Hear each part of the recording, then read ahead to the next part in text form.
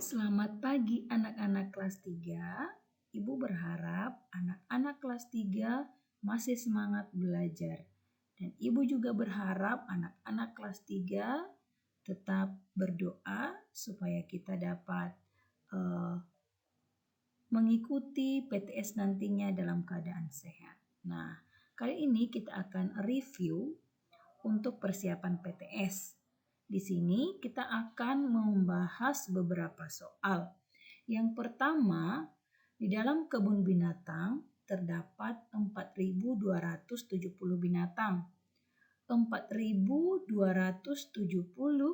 jika dibaca menjadi, nah di sini ada beberapa pilihan, maka dari beberapa pilihan tersebut jawaban yang paling tepat adalah bagian D, yaitu 4.270.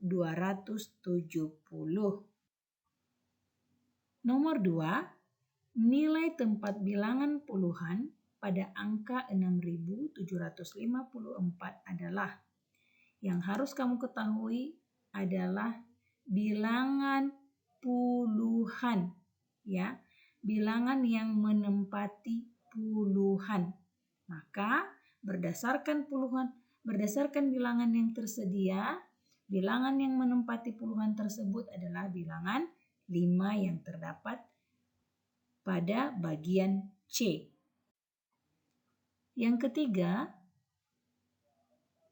urutan yang benar dari bilangan yang terkecil dari bilangan yang telah tersedia di atas, maka jawaban yang paling tepat adalah bagian B, di mana bagian B diurutkan dimulai dari bilangan yang terkecil.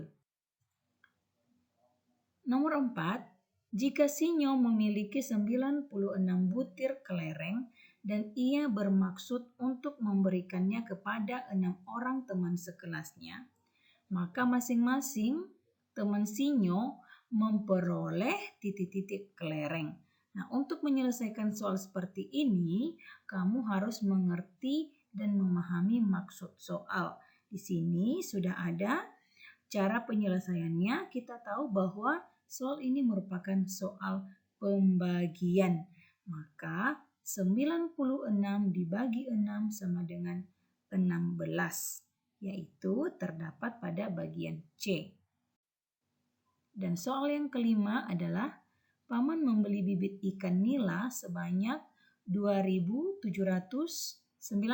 ekor dan menaruhnya dalam kantong yang berisi air. Di tengah jalan kantongnya bocor sehingga ada sebanyak 1.005 ekor ikan yang jatuh.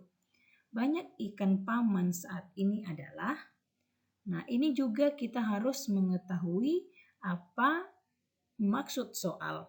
Nah di sini kita tahu soalnya adalah soal pengurangan. Maka kita boleh melakukan pengurangan dengan mengurangi 2.795 dikurang 1.005. Maka hasilnya adalah 1.790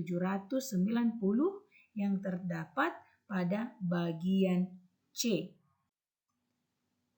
Nomor 6, perhatikan gambar di atas. Bentuk penjumlahan berulang dari gambar di atas yang benar adalah. Nah, untuk menyelesaikan soal seperti ini, kamu harus melihat berapa jumlah gambarnya. Nah, di sini kita ketahui ada 6 gambar di mana setiap gambar atau setiap kotak berisi 6 kelinci. Maka jawaban yang tepat untuk bentuk penjumlahan berulang dari gambar tersebut adalah bagian D, yaitu 6 ditambah 6 ditambah 6 ditambah 6. Dan soal yang ketujuh adalah hasil penjumlahan dari bilangan di bawah ini adalah. Nah, di sini sudah ada bilangan yang akan kita jumlahkan, maka langsung saja kita jumlahkan dari satuan dengan satuan, puluhan dengan puluhan, ratusan dengan ratusan, lalu ribuan dengan ribuan. Maka hasil penjumlahan dari bilangan tersebut terdapat pada bagian A, yaitu 5.261. Nomor 8, secara umum sifat komutatif pada penjumlahan dapat ditulis. Nah, kamu harus ingat sifat komutatif yang berlaku pada penjumlahan. Di sini jawabannya adalah bagian B, yaitu A ditambah B sama dengan B ditambah A. Kemudian nomor 9, 275 ditambah 425 sama dengan titik-titik ditambah 275. Nah, jawaban yang tepat untuk mengisi titik-titik di atas adalah, ini masih seputar sifat komutatif yang berlaku pada penjumlahan. Maka jawaban yang tepat adalah bagian C, yaitu 425.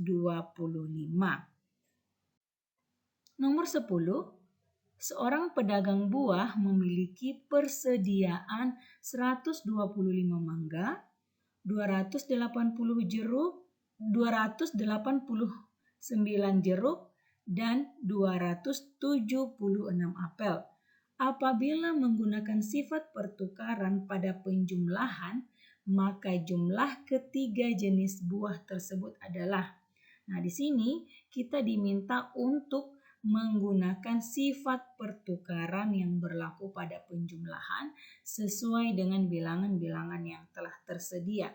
Maka jawaban yang paling tepat untuk soal ini adalah bagian B. Kemudian nomor 11, perhatikan gambar berikut. Nah, di sini ada gambar, kemudian bentuk sifat komutatif pada perkalian yang sesuai dengan gambar di atas adalah. Nah, untuk menjawab soal seperti ini juga kamu harus mengingat sifat komutatifnya ya.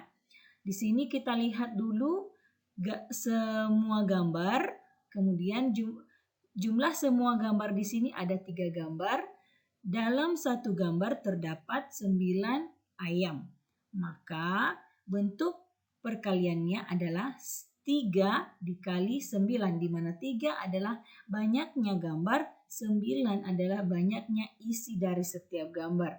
Maka sifat komutatif yang berlaku di sini terdapat pada bagian D, di mana 3 dikali 9 sama dengan 9 dikali 3. Untuk soal nomor 12, sifat komutatif pada perkalian yang benar di bawah ini adalah. Nah, di sini kamu tinggal melihat mana sifat komutatif pada perkalian yang benar berdasarkan pilihan-pilihan yang telah tersedia. Maka jawaban yang paling benar adalah bagian A. 34 dikali 7 sama dengan 7 dikali 34. Kemudian perhatikan garis bilangan berikut. Nah, di sini ada garis bilangan dan sebagai soalnya bilangan pengganti P pada garis bilangan di atas adalah.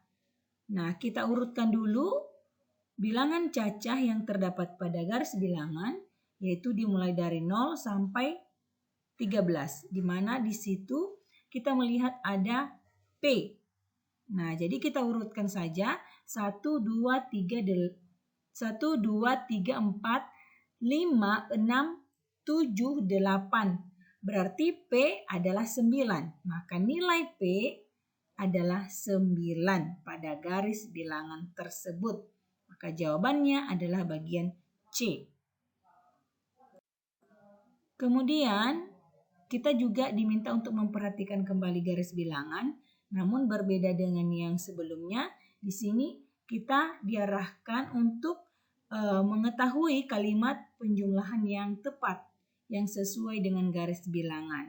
Nah, di sini kita perhatikan garis bilangannya, ada tanda panah yang mengarah pada angka 7, kemudian ada satu tanda panah lagi yang mengarah pada angka 16. Nah, di sini kita mau melihat 7 ditambah berapa yang hasilnya nanti 16. Maka jawaban yang paling tepat untuk kalimat penjumlahan sesuai dengan garis bilangan adalah bagian B, di mana 7 ditambah 9. Kenapa 9? Karena ada 9 kali lompatan untuk menuju ke angka 16. Maka jawaban yang tepat adalah bagian B.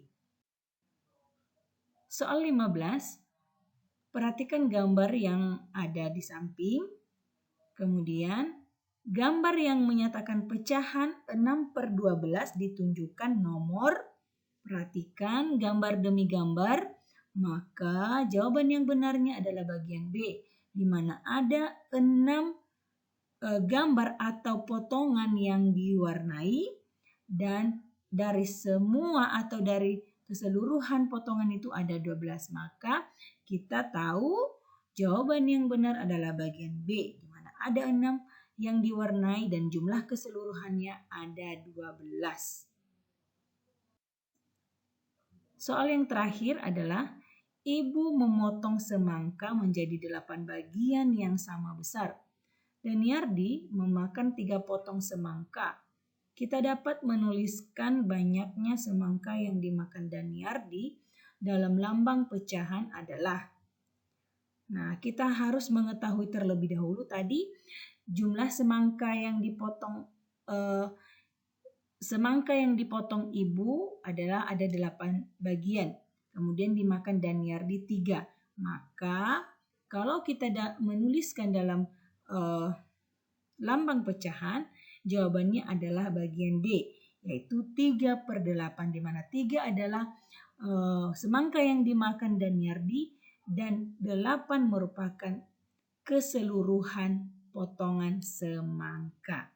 Baik, demikian review untuk persiapan PTS yang bisa kita lakukan atau yang bisa kita bahas hari ini. Ibu berharap anak-anak ibu juga bisa mengulangi pelajaran-pelajaran sebelumnya atau materi-materi lain untuk mendukung kamu dalam mengikuti PTS nantinya.